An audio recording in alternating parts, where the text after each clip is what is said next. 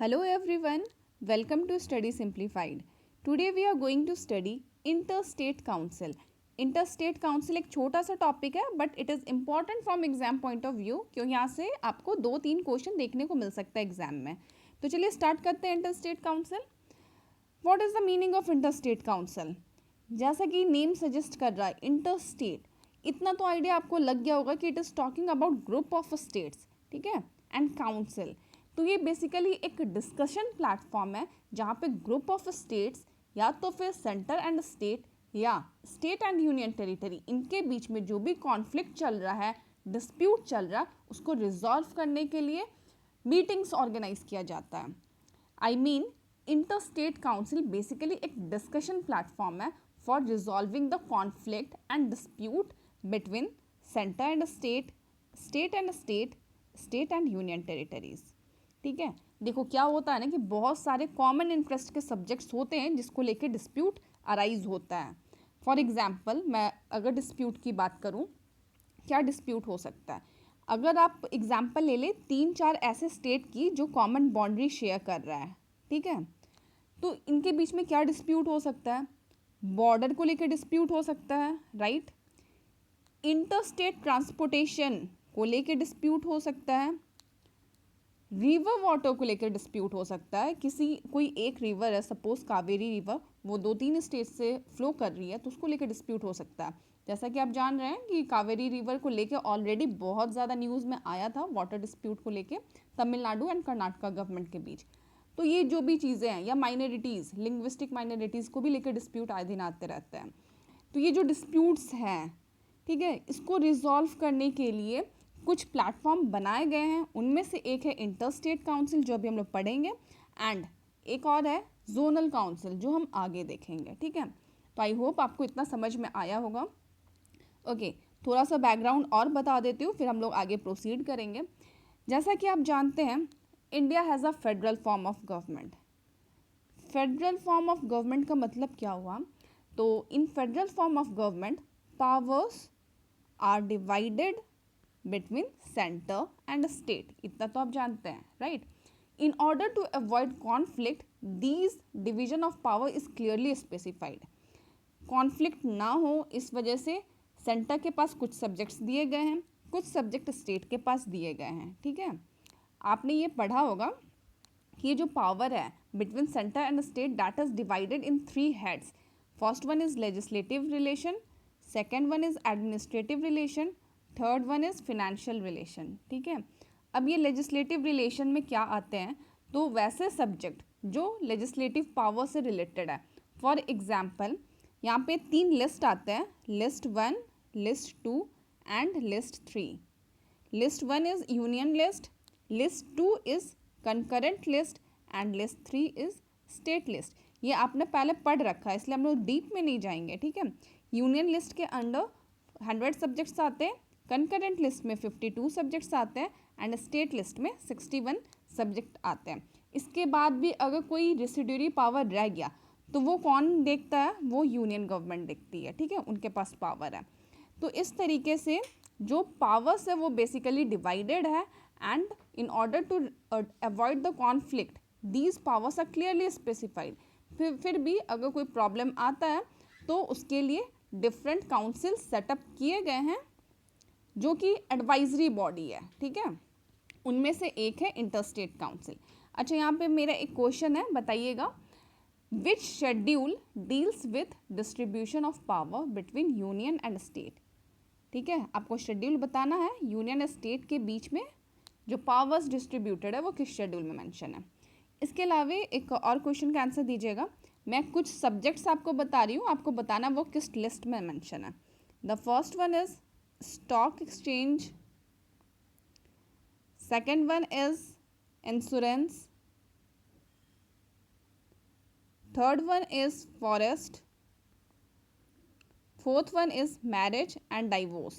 ये सब्जेक्ट्स मैंने आपको दिए हैं, आपको बताना है ये किस लिस्ट में आता है. ठीक है, क्योंकि ये मैंने पढ़ा रखा है तो आप लोग को ये याद होगा. चलिए ठीक है, अब हम लोग आगे देखते हैं. Interstate Council was constituted in April 1990 under Article 263. Okay, जैसा कि मैंने आपको बताया अभी कि India has a federal form of government and powers are clearly specified, इसके बाद भी कॉन्फ्लिक्ट आते हैं, ठीक है। And the nation can progress only if union and state government work hand in hand. इसके बावजूद कुछ चैलेंजेस आते हैं टू मेंटेन द फेडरेशन। अब क्या हुआ ना कि जो इंटर स्टेट काउंसिल है उसको सेटअप किया गया था 1990 में through a presidential ordinance for the first time, and it was set up as per recommendation of Sarkaria commission. ये चीज़ यहाँ पे गिवन है। इसके पहले मैं आपसे एक आर्टिकल भी डिस्कस करना चाहूँगी जो मोस्ट इंपॉर्टेंट है इस टॉपिक से, article 263। Article 263 of Indian constitution provides for the establishment of inter state council.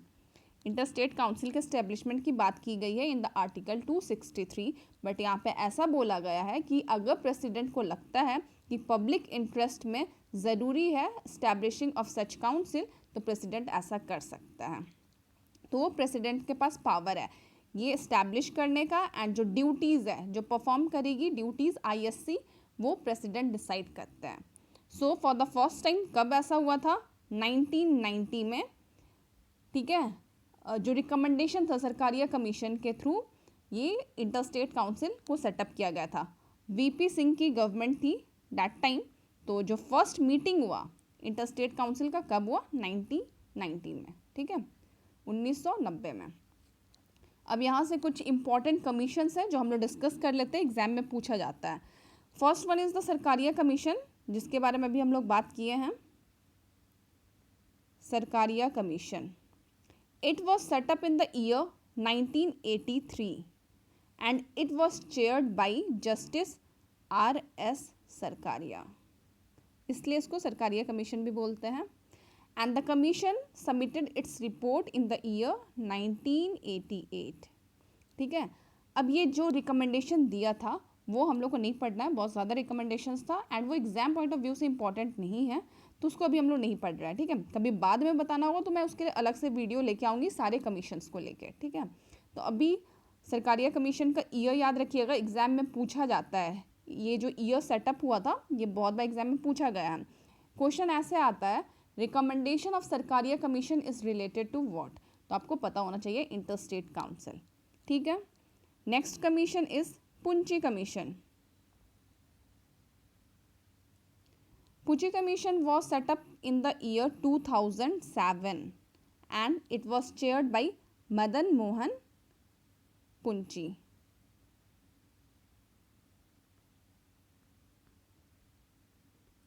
And this commission submitted its report in the year 2010.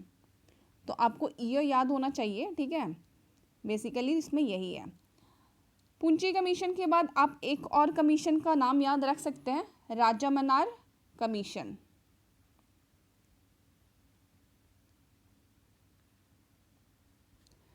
जिसमें सरकारिया एंड पुंची कमीशन है वो गवर्नमेंट ऑफ इंडिया के द्वारा सेटअप किया गया था, बट ये जो राजामनार कमीशन है ये कमेटी था बेसिकली एक, ये सेटअप किया गया था बाई तमिलनाडु गवर्नमेंट। तो ज़्यादातर तो एग्जाम में सरकारिया एंड पुंची कमीशन पूछा जाता है, एंड क्वेश्चन ऐसे भी आते हैं कि which of the following is not related to inter state relation. Option में ये 3 रहेगा, इसके अलावा एक और रहेगा तो आपको ऑड वन आउट करना होगा, ठीक है। तो बेसिकली ये जो भी कमीशन है इनका काम क्या है? To look into the problems and issue in the centre state relation, ठीक है। हम लोग आगे देखते हैं बुक में क्या गिवन है, उसके बाद आगे डिस्कस करेंगे। सो इतना आपको पता चल गया कि it was constituted in the year 1990 under the article 263। Important है, बहुत याद रखना है। Inter state council consist of prime minister, 6 union cabinet minister, chief minister of all the state and administrator of union territory. हम लोग composition की बात करेंगे बट थोड़ी देर के बाद, क्योंकि यहाँ पे क्लियर नहीं दिया हुआ है। वैसे मैं आपको बता दूँ कि जो प्राइम मिनिस्टर होते हैं वो चेयरमैन होते हैं इंटर स्टेट काउंसिल के, एंड ये एग्जाम में पूछा जाता है, कई बार एग्जाम में आया है, who act as the chairman of the inter state council. तो आपको पता होना चाहिए prime minister act as chairman of the council, ये चीज़ याद रखिएगा। इसके बाद यहाँ पर 6 यूनियन कैबिनेट मिनिस्टर होते हैं, chief minister of all the state होते हैं, chief minister of union territory having legislative assembly and जहाँ पे लेजिस्लेटिव असेंबली नहीं है वहाँ के एडमिनिस्ट्रेटर। इसके अलावे गवर्नर उन स्टेट में जहाँ पे प्रेसिडेंशियल रूल चल रहा हो। तो ये मेंबर्स होते हैं इंटर स्टेट काउंसिल के। एग्जाम में पूछा जाता है ये कॉम्पोजिशन, तो इसको ध्यान रखना है। Sarkaria commission recommended the constitution of a permanent inter state council for coordination among states and with union territory. तो जो सरकारिया कमीशन आई उसका रिकमेंडेशन ये था कि परमानेंट इंटर स्टेट काउंसिल को सेटअप किया जाए for coordination among states and union territories. State and union territory के बीच में कॉन्फ्लिक्ट ना हो, उनके डिस्प्यूट को एड्रेस करने के लिए, बेटर कोऑर्डिनेशन ऑफ पॉलिसी के लिए क्या बोला गया था कि एक परमानेंट बॉडी को सेटअप करना चाहिए जो कि इंटरस्टेट काउंसिल होगा। बट जैसा कि आपको पता है कि इंटरस्टेट काउंसिल परमानेंट बॉडी नहीं है, it is not a constitutional body, ये सिर्फ रिकमेंडेटरी बॉडी है। ओके, आगे देखते हैं हम लोग। Interstate council is chaired by prime minister and it meets thrice a year. तो आपको पता चल गया कि प्राइम मिनिस्टर चेयरमैन होते हैं इंटरस्टेट काउंसिल की, जो कि इम्पॉर्टेंट है।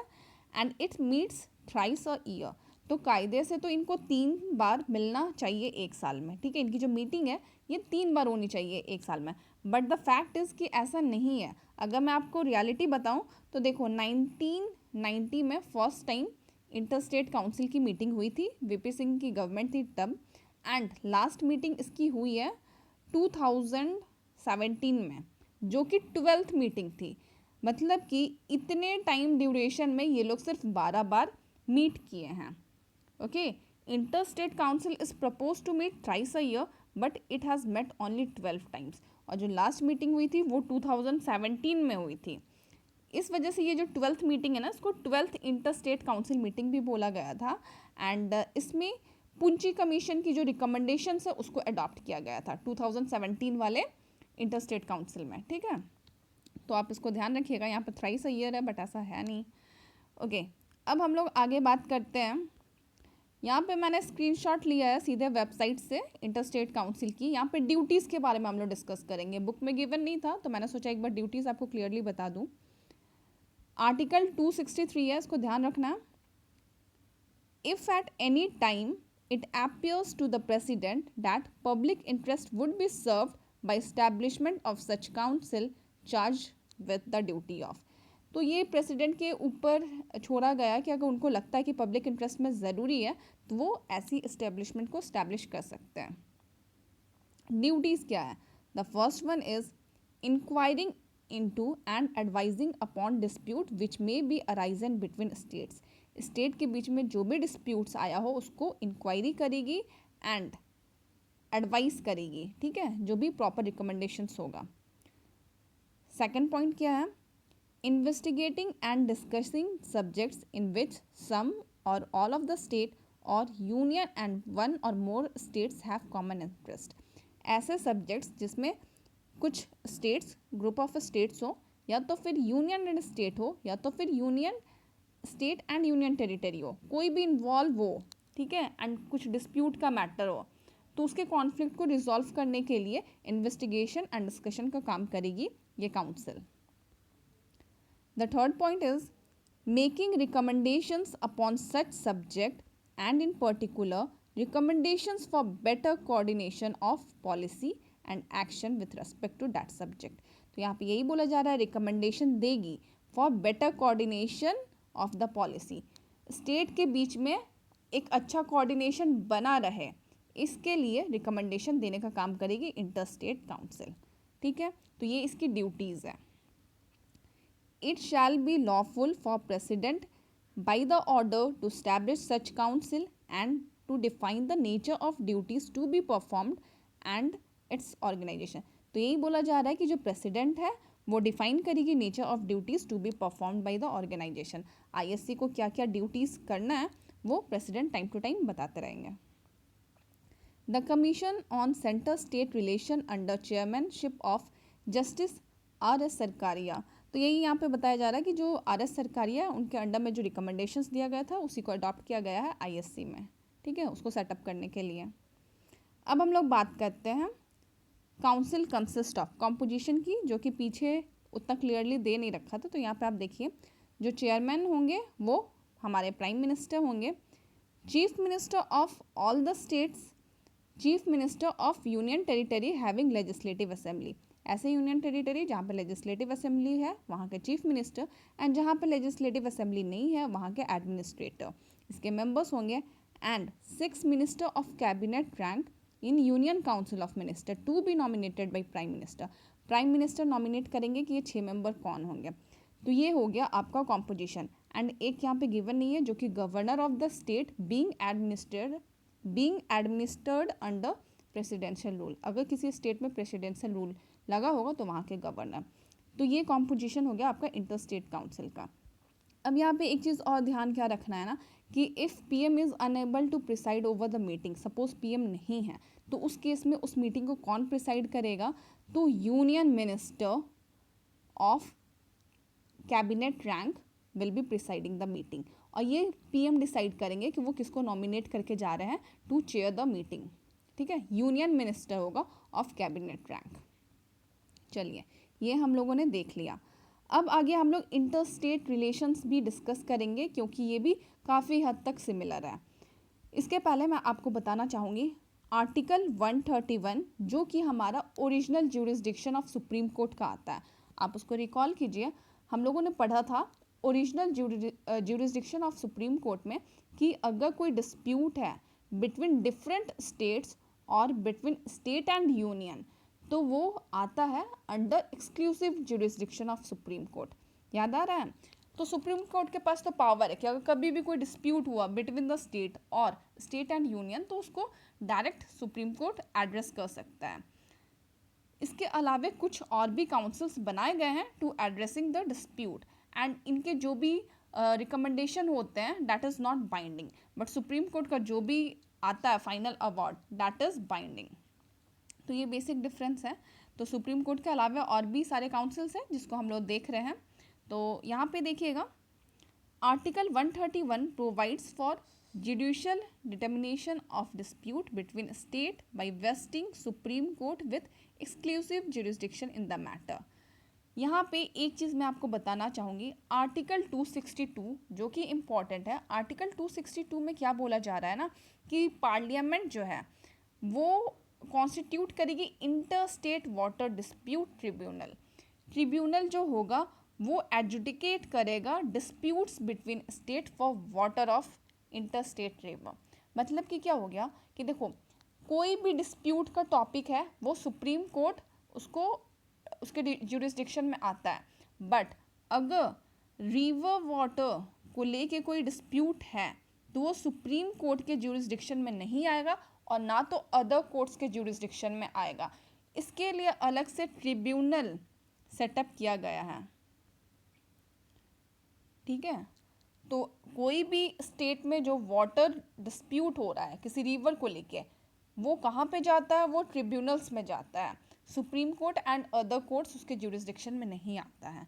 तो ये आर्टिकल 262 में गिवन है, तो इसको भी ध्यान रखना है। यहाँ पे मैं आपको बता देती हूँ, under article 262 parliament has constituted inter state water dispute tribunal for adjudication of dispute between state for water of any inter state river और रिवर वैली। जैसे कि एग्जाम्पल के थ्रू बताऊँ, कावेरी रिवर, इसी का एग्जाम्पल ले लेते हैं। कावेरी रिवर की वजह से हमेशा डिस्प्यूट रहता है तमिलनाडु एंड कर्नाटका गवर्नमेंट के बीच में। तो इनका क्या है, ट्रिब्यूनल सेटअप किया गया है। तो कोई भी डिस्प्यूट है वो ट्रिब्यूनल में जाते हैं एंड वहाँ से वो कॉन्फ्लिक्ट रिजॉल्व होता है। तो इसी तरीके से अदर रिवर्स के लिए भी डिस्प्यूट जो देखेगी वो ट्रिब्यूनल्स देखती है। यहाँ पे सुप्रीम कोर्ट के पास या अदर कोर्ट के पास ये मैटर्स नहीं जाता है रिवर वाटर डिस्प्यूट को लेके। ठीक है, अब यहाँ पे आर्टिकल 263 जो कि अभी हम लोगों ने पढ़ा है, provide for prevention of inter state dispute by investigation and recommendation by an advisory body. तो यहाँ पे prevention of inter state dispute है जो कि आर्टिकल 263 में गिवन है। तो इस तरीके से आपको आर्टिकल 131, आर्टिकल 263 एंड आर्टिकल 262 तीनों याद हो गए होंगे अभी तक। ठीक है, interstate water dispute are excluded from jurisdiction of all the courts including Supreme Court. तो ये मोस्ट इम्पॉर्टेंट है, यहाँ से क्वेश्चन आता है एंड लोगों को लगता है कि सुप्रीम कोर्ट के पास जो ओरिजिनल ज्यूरिसडिक्शन है उसमें वो सारे डिस्प्यूट्स को सॉल्व कर सकता है. तो ये चीज़ आपको ध्यान रखना है कि वाटर डिस्प्यूट जो है, इंटर स्टेट वाटर डिस्प्यूट, वो सुप्रीम कोर्ट के ज्यूरिसडिक्शन में नहीं आता है. ठीक है, अब हम लोग आगे देखते हैं. 6 zonal council have been established to discuss and advise on matter of common interest. अब जैसे कि मैंने आपको बताया कि 3-4 स्टेट्स हैं, ठीक है, उनके बीच में जो भी डिस्प्यूट्स हो रहा है उसको एड्रेस करने के लिए कुछ काउंसिल्स बनाया गया है. एक तो इंटर स्टेट काउंसिल हम लोगों ने पढ़ लिया, दूसरा है जोनल काउंसिल. जोनल काउंसिल का भी काम वही है for strengthening inter state relation. ठीक है, इंटर स्टेट रिलेशन को स्ट्रेंथन करने का इसका काम है. एंड यहाँ पे आप एक चीज़ याद रख सकते हैं कि जो स्टेट रीऑर्गेनाइजेशन एक्ट आया था, कब आया था? 1956. तो स्टेट रीऑर्गेनाइजेशन एक्ट में जोनल काउंसिल सेटअप करने की बात की गई थी अंडर द सेक्शन 15. तो ये डिफरेंस है. इंटर स्टेट काउंसिल का तो आपको आर्टिकल 263 में मिलेगा, बट ये जोनल काउंसिल जो है वो section 15 of state reorganisation act में उसको इस्टेब्लिश करने की बात की गई थी. ठीक है, तो ये डिफरेंस है. 6 जोनल काउंसिल है लोकेशन वाइज. लाइक देखिए यहाँ पे सेंट्रल जोन ये कौन सा है? उत्तर प्रदेश, मध्य प्रदेश, उत्तराखंड एंड छत्तीसगढ़. उसी तरीके से नर्दर्न जोन आपका कौन सा आ जाएगा? जो नॉर्थ पार्ट में है इंडिया के, Haryana, Himachal Pradesh, Punjab, Rajasthan, Jammu Kashmir and territory of Delhi and Chandigarh. इसी तरीके से वेस्टर्न जोन है, सदर्न जोन है, ईस्टर्न जोन है एंड नॉर्थ ईस्टर्न जोन है. तो ये जो जोन है, कितने जोन है टोटल? 6 जोनल काउंसिल्स हैं. यहाँ पे क्या आपको ध्यान रखना है कि ये जो जोनल काउंसिल है इसके चेयरमैन कौन होते हैं? तो होम मिनिस्टर होते हैं. The union home minister has been nominated to be common chairman of all the zonal council. तो ये एग्जाम में पूछा जा सकता है, तो ये ध्यान रखना है. इसके अलावा जब जोनल काउंसिल की मीटिंग होगी तो उसमें कौन कौन लोग कंसिस्ट होते हैं?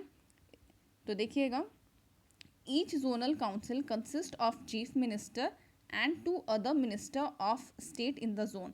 लाइक वेस्टर्न जोन का अगर मान लो मीटिंग होना है तो यहाँ पे जो भी स्टेट आपको दिख रहा है, गुजरात, महाराष्ट्र, तो वहाँ के चीफ मिनिस्टर होंगे प्लस 2 अदर मिनिस्टर्स होंगे. ठीक है, एंड कोई यूनियन टेरिटरी है लाइक दादर, नगर हवेली, दमन दीव, दोनों को मर्ज कर दिया गया तो वहाँ से एडमिनिस्ट्रेटर होगा. तो इस तरीके से इनकी मीटिंग होती है time to address the conflict.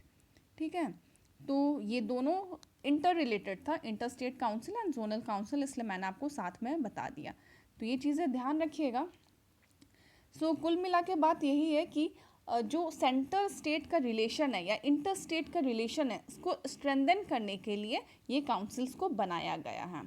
And इसका ऑब्जेक्टिव तो यही है कि टू डिस्कस और investigate policies subject of common interest and to handle the disputes among the state. ये रिकमेंडेशंस देगी and it is not binding on the government, but जो भी रिकमेंडेशंस देती है गवर्नमेंट उसको ज़रूर ध्यान से देखती है कि अगर वो कॉन्फ्लिक्ट रिजॉल्व करने के काम में आए तो उसको अडॉप्ट करती है. तो यही सारी चीज़ें हैं, इसको देख लीजिएगा अच्छे से. चलिए, अगर कोई क्वेरी होगा तो कमेंट बॉक्स में पूछिएगा. मिलते हैं अगले वीडियो में. Thanks for watching and take care.